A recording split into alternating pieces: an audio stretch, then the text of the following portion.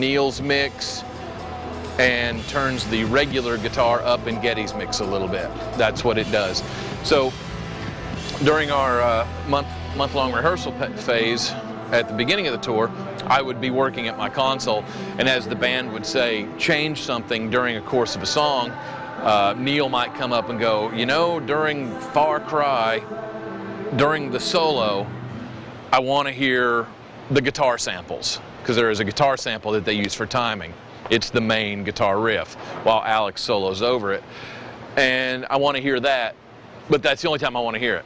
So I program, hit the button, and the guitar sample comes up in Neil's ear monitors, and then after the guitar solo is over, I hit the button again, and then it turns itself down. That's what rehearsals were for us. Not only getting sounds, but being able to sit and program, learn how to program the console to make it work for them and myself in the most efficient manner possible.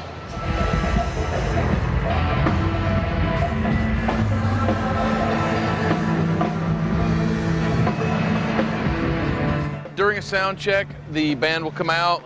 They'll usually come out, hang out for like 10 minutes, you know. They're not real fond of sound checking, but they realize it's a part of their job. But they'll come out, they'll look at the room, they'll listen to the room, they'll put their ear monitors in, they'll run through 4 songs, sometimes 5, but usually 4.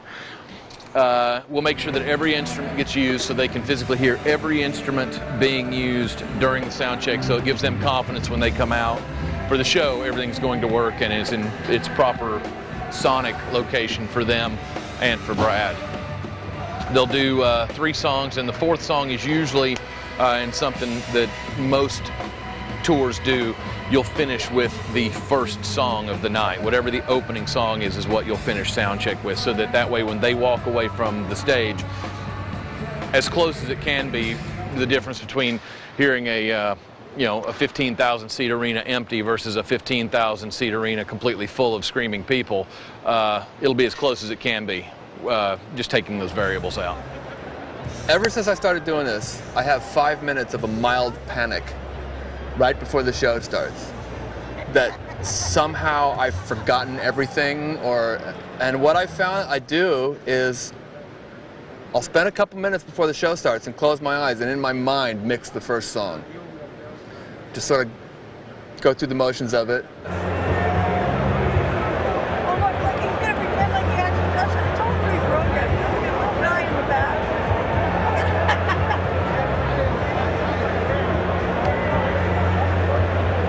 Much it. That's it. It doesn't take the whole length of the song, you know, it's just a little thing. Every once in a while, every few years, you just get that show where it's right from the word go, you know.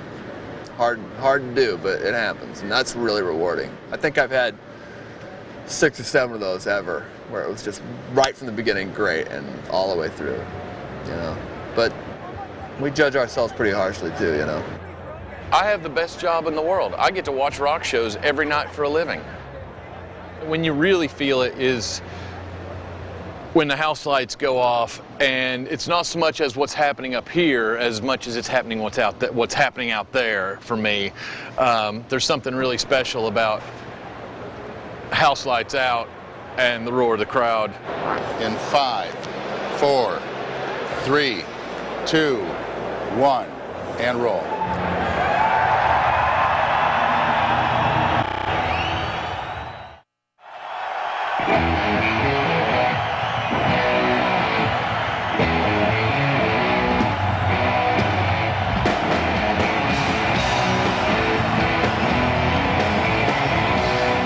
Anybody that's ever followed this band knows that their live show is really where they stand. I mean, their records are good, their records are very good, they write great songs, but this band is known as a live band, and they went way before my time, when like Moving Pictures and 2112 and the earlier records.